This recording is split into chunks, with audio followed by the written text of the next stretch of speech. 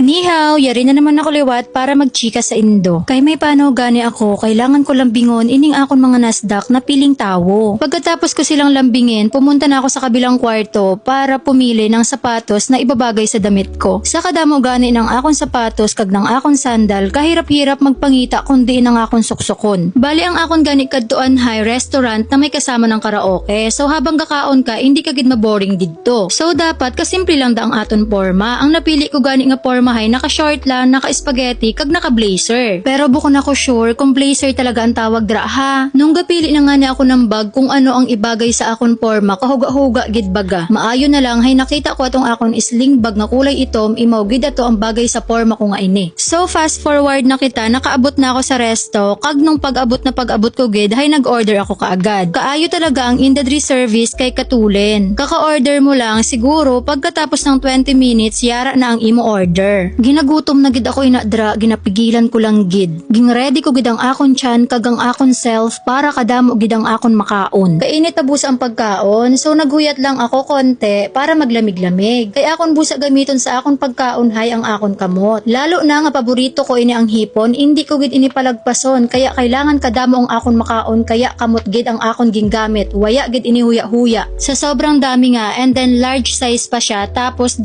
tao pa kaming kumain, hindi nga namin naubos. So tinake out ko yon kasi sobrang laki talaga tapos sobrang dami pa. Gainindo bukon uso sa akon ang take out. Aba kahit diin ina nga restaurant, kahit pang mayaman pa ina nga restaurant, gina take out ko gid ina para bukon baka sayang ang pagkaon. Kamahay-mahay kaya i-take out gid ina. O diba happy siya? Ganyan talaga yung muka ng craving satisfied. So tagay muna tayo. Yun lang. Thank you for watching. Mwah!